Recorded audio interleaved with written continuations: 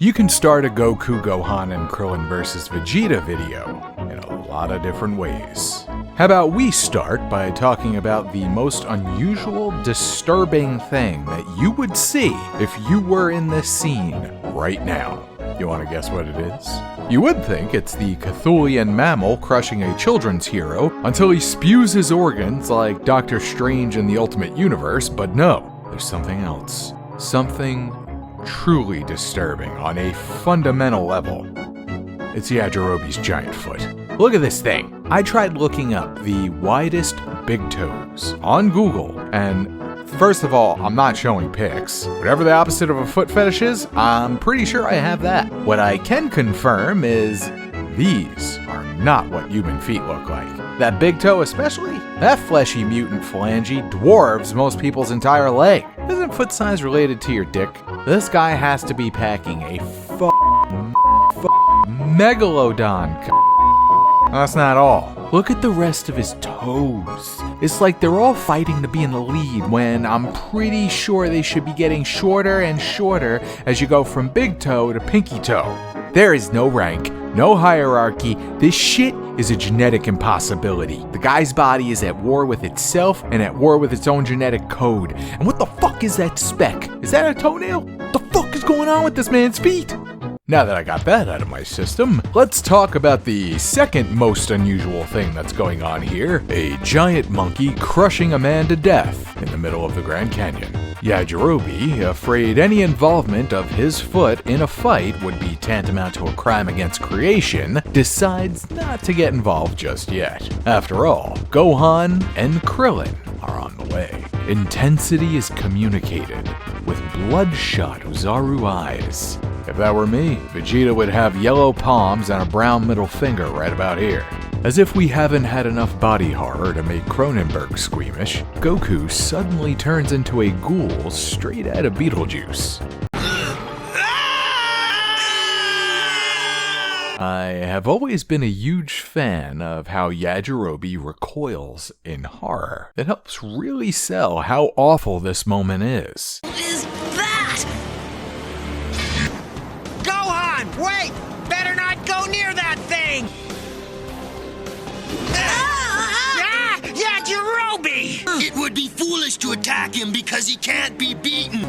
But cut off his tail, and he'll change back into the runt he was! You two will go around and get his attention while I sneak up from behind to cut his tail. Hurry, or Goku's toast! The anime has the characters yell pretty loudly several times, which is an issue because we later see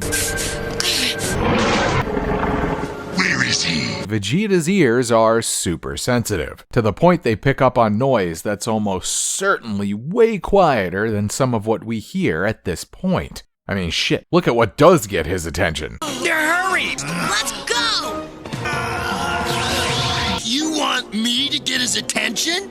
And what if he does turn small again? Face it, you guys, he's still going to have unbelievable power! It's also kind of amusing how Yajirobe talks as if Krillin and Gohan are right there, even though they'd be well out of earshot within seconds. The trio discuss how to stop Vegeta by cutting off his tail before rushing into action. Well, some of them rush in. But as we discussed earlier, if Yajirobe slips up and involves his mastodonic meaty metatarsals in the fight, it could cause the end of all life in the universe. So he wisely abstains. We have to hurry, Krillin!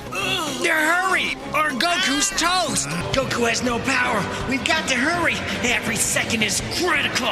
Great touch to have Krillin repeatedly push for quick, decisive movement, given Goku is seconds away from death. With that, the 25th and final episode of Ocean Dub's first season has arrived. The episode begins with a delicious bit of villainy. No, please don't hurt me. I'll do whatever you say. Oh, I'll put your father down. I might do it one piece at a time, but I'll definitely put him down. Now, what piece would you like first? You're in big trouble! Destructo Disc! The more I've watched this, the more I'm convinced Vegeta is the best absolute bastard of a villain in the entire series, hands down. Vegeta, his mockery, cruelty, and straight-up natural inclination towards being a complete asshole stands far above anything that I can recall hearing from Cell or Frieza. I always hated the idea of a good guy Vegeta, but I never could quite put my finger on why, outside of the fact that he really never made up for the horrible things he did as a planet pirate. Watching this saga back, it finally clicked. It's also because No, please don't hurt me. he is the most fun villain in the series. The dude is a generational heel, willing to act like an elementary school bully while he cuts a promo on a 5-year-old. Quick side note, let's address why Yajirobe is both a dumbass and reasonable at the same time. If Vegeta wins, he kills everyone. Running away guarantees death. So running because you don't want to die, pretty dumbass move. The question then becomes, is he running to avoid death? You could argue it's more about the way he might die. Yajirobe already saw how Vegeta could kill everyone in a way that's relatively quick and painless. Vegeta blows up the planet while you're asleep or sitting in your kitchen, oblivious. So if you only get a choice between that or being crushed slowly and painfully by a giant ape, it is reasonable to a certain extent to choose the quick and painless.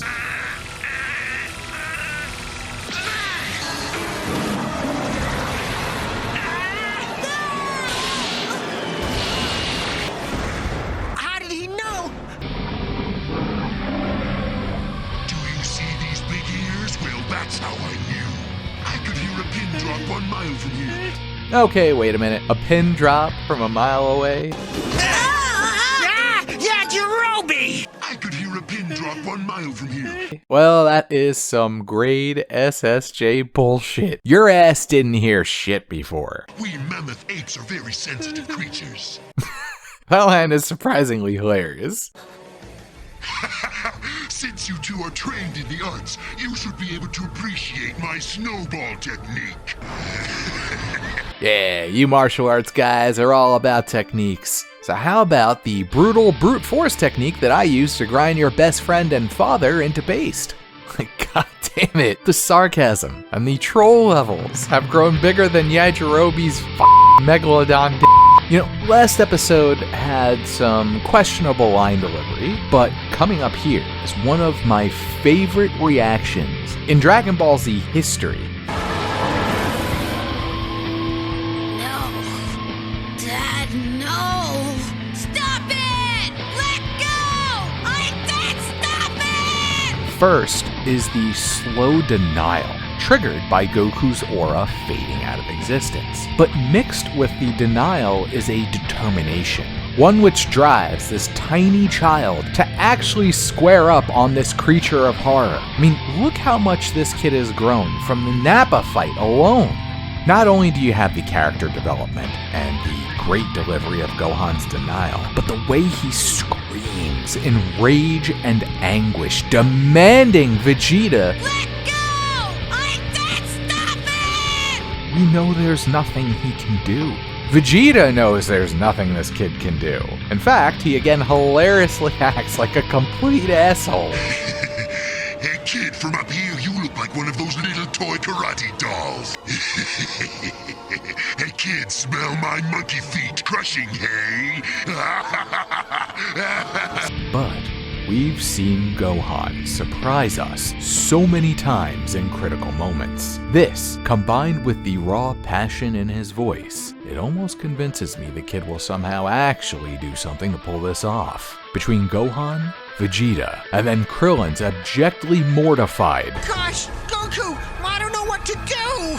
This might be the single best, most well-acted moment in the entire series from any dub, and there are quite a few contenders. But this is an awesome showcase of fantastically raw emotion, coming up against equally fantastic, sarcastic mockery in as desperate a situation as possible. When all seems lost, Vegeta makes a crucial error. Smell my monkey feet crushing, hey? he talks up the power of his own feet. This is an insult that Yajirobe cannot abide. In a move that demonstrates his power, speed, and stealth, the wide-footed warrior slices off Vegeta's tail and scampers away, knowing his further involvement would be just plain unfair. You fools! You don't know what you've done! I've been saying this line for almost 3 decades now. It is so wonderfully melodramatic. The best part is, it doesn't even make any fucking sense. This is something you would say if cutting off Vegeta's tail was somehow going to result in something even worse for everyone involved. Kind of like they are going to unleash a greater horror, one that Vegeta can't control. Like, this line would fit right at home in the Buu saga, but I love it nonetheless. So I'm glad it's here to stay. And I choked like 3 times trying to say that just now. Might be just me. Seeing the giant monkey form scale like this and look so humanoid because of the missing tail, it always seems so cool to me.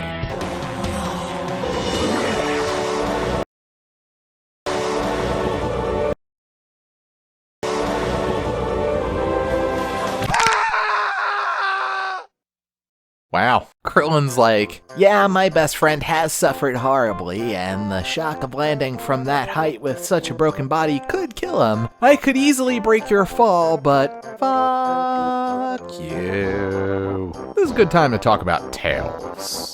Vegeta still has a decent-sized chunk of tail meat jutting out right here. We would expect to see that when he's human-size, still gonna be a nice chunk. Instead, what we get is this visual of Vegeta, who apparently sat in dog shit. What's more, this dude is going to get into a healing pod. Well, shouldn't the tail at least partly heal? If he lost an arm, would the arm not heal back? What the fuck happens to this man's tail? Did Toriyama forget, or just say fuck it? Another thing, Goku had his tail removed, right? Well, he also has an entire fucking lung disintegrated. His lung comes back, because he's dead. What the fuck doesn't his tail come back? And I'm supposed to believe this warrior race is constantly fighting on all these planets, and none of these folks ever permanently lost a tail. But with our main characters, it happens every fight. Then there's Trunks and Goat. Holy Jesus. What is that? What the fuck is that? Get the fuck out of here. Well, at least that's all the tail-related bullshit there could possibly be. Wait, what? Okay, this implies Uzaru isn't a 10 times boost, that it's a flat power level boost from the moment you're born, or maybe the moment you hit puberty. No, because Gohan doesn't get his tail back, so not even puberty.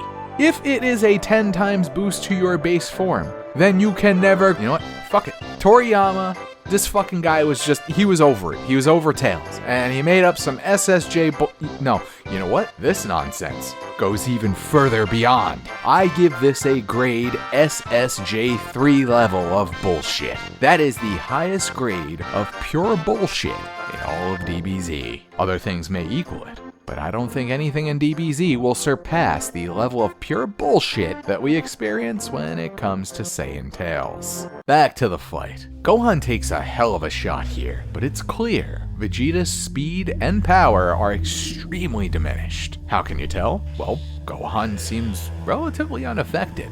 Distracted, Krillin attempts a dive bomb from behind, but proves to be about as useless as Saiyan tails in the Namek Buu and Cell sagas. Interesting to note that Gohan, who clearly demonstrated a power level of about 3,000 against Nappa, tanks a Vegeta hit pretty easy, but Krillin, who seemed to be more around 2,000, gets absolutely annihilated. But then you remember he took out multiple Cybermen, noted to be about as powerful as Raditz, and Raditz tanked a Kamehameha that had Goku well over 1,000, and these power level inconsistencies are about as easy to understand as the Zelda timeline. Look, people are just as powerful as the plot demands at any given moment. Look, Kakarot's son, the little Super Saiyan. Someone on the dub team either accidentally made the most hilariously, unintentionally future-relevant reference possible, or was being very cheeky when they snuck this line into the dub. Given the opener of each episode shows multiple Super Saiyans, I'm guessing it's the latter. Unless this was a Japan line too? They do love to use the word super over there, in which case it's hilarious that Toriyama would have had Vegeta say this in the Saiyan saga. Why? Because, let's face it, this was likely written well before he conceived of the Super Saiyan idea. Hypothetically, this does work perfectly, almost by accident, because you can easily say that Vegeta is sarcastically referencing a legend without any of the other characters knowing. A legend that would become tied to their destinies soon enough. Which of the three do you think is most likely? Accidental serendipity, where Toriyama had this in the original anime even though he hadn't even thought of the actual Super Saiyan legend yet, or he actually had thought of it already and was making a subtle early reference to his future plans, or, last option, a cheeky translator or behind-the-scenes person snuck this into the dub. I'll meet you in the comments and let you know what my choice was. By the way, a great opportunity to remind you, if you have not yet already, give this video a like, comment, subscribe if you like it, or if you're a super nice guy and you just want to help someone out who's starting out in this crazy YouTube world, then yeah, thank you very much. Back to the action. With Vegeta, again, well, it speaks for itself. What's wrong? You seem scared. A brave Saiyan like yourself shouldn't be scared. It's not becoming. Vegeta being a mentor on how a good Saiyan ought to conduct themselves is another A+ troll moment. And the fact he gut punches Gohan, it is very evocative of a classic 80s high school bully. We're not done with the 80s bully vibes yet. But first, catatonic Chi-Chi hilariously gives Oolong shaking baby syndrome. Seeing Cheepy... Fucking Cheepy. I'm leaving that in. Seeing Chi-Chi snap and finally encourage Gohan to commit violence, accepting him as a fighter, it almost feels like awesome character development. Too bad I'm pretty sure this was anime only and is never reflected in her character again. Back to bullying. I think you're ready to go to the dump with the rest of the trash.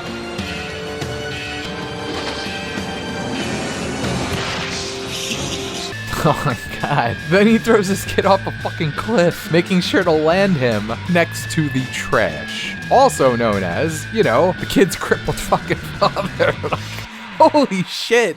Man, forget Bully Maguire. Bully Vegeta. How could he possibly top this? Gohan, it's Dad. Kakarot's awake again.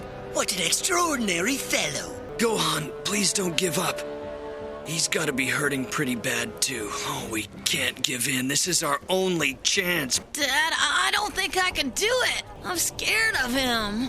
I hate to say I told you so, but you really should have joined me, Kakarot. Now it's too late. You had your chance. Now you, your son, and the bald guy, you're out of here. And whoever cut my tail off will be joining you shortly in the next dimension. Don't be scared of him. Hey, you're a lot stronger than you think. It looks like Krillin might be able to lend you a hand after all. Excellent.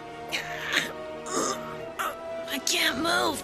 I don't think I can do it, Dad. You have to! Gohan, this is it! Try to remember what Piccolo did for you! I know you can do it, Gohan.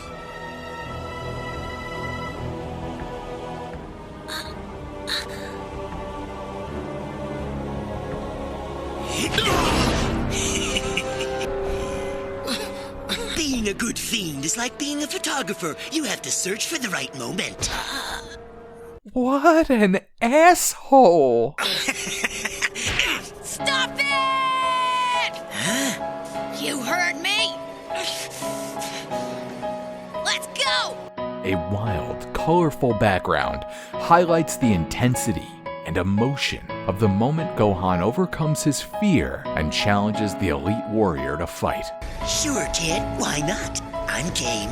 Which he, of course, gladly accepts. It's interesting how emotion-based Gohan's power is, seeing as how he's a kid. When fear takes over, he's reduced to a shaking pile of Yamcha. Anger and confidence boost him to go against literally anything, no matter how scary. Imagine finding a way to make this character uncool one day. That would be crazy. that hypothetical worst timeline isn't coming to fruition here, as Gohan drives a heel into Vegeta's smug face. Way to go, kid. Just one problem. I think you fucking killed your father.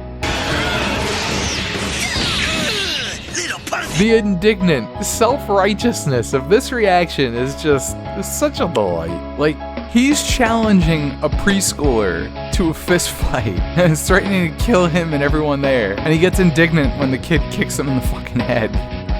What a jerk. Which is amplified further when he spin kicks a child in the face. Kid takes it like a champ, unlike Krillin, who should have plenty of power left and is instead duck walking over like a complete bitch. This is some bullshit. Gohan shouldn't even have a Zenkai boost. He didn't even take damage earlier. So how is he barely affected by multiple kicks when just one kick reduced Krillin to a quivering mess who walks the way my dog does when he's taking a shit? Krillin's getting done dirty here. Oh well. Baldi's bitch outs aside, even Vegeta's impressed with how awesome the Tenacious Tyke is. Heavily breathing. This, to me, is as much a badge of honor as anything, because it indicates how well Gohan is holding his own. Something I never realized is, right here, Goku is saying he saved up Spirit Bomb energy from earlier, right? So I never questioned it. But the way we get these shots of the environment, and Goku concentrating, it's clearly suggesting he's again putting his phenomenal ki control and discipline to work, using his body as a cipher to pull in and transfer a mini Spirit Bomb to Krillin. Look at how the Spirit Bomb energy is drawn. There's a harder, more realistic graphical aspect to it, almost like it's actual paint. It's a pretty neat effect, which makes the Spirit Bomb attack stand out as something unique and special compared to typical ki blasts. Okay, so look how shocked and overwhelmed Krillin is. It's cool, but it has always left me with huge questions. Questions we'll get to next time. I'd like to set my personal best and get this video out in 4 days or less from the last one, with the Saiyan saga finale not far behind. So I'm gonna cut here. What stood out most to you from this fight so far? Do any of the inconsistencies bother you? Did I miss something important? If so, let me know in the comments. And of course, thanks for watching. As always, if you want to thank me, then don't forget to like, comment, and sub if you haven't already. Just know I love ya all. Don't take that too seriously now. Peace. Oh shit, and congrats. My best friend just had his first kid. Huge event, so shout out to you. I hope the kid's not keeping you and the missus up too late at night. And if the kid is, then maybe you're sitting with the little one in your arm, listening to the soothing sound of my awful voice. If so, then when this video ends, I encourage you, go check out Samuel L. Jackson's Go the F to Sleep. You should find it on YouTube pretty easily. You're welcome. Good night, everybody. Peace. So I'm glad it's here to and discipline to work.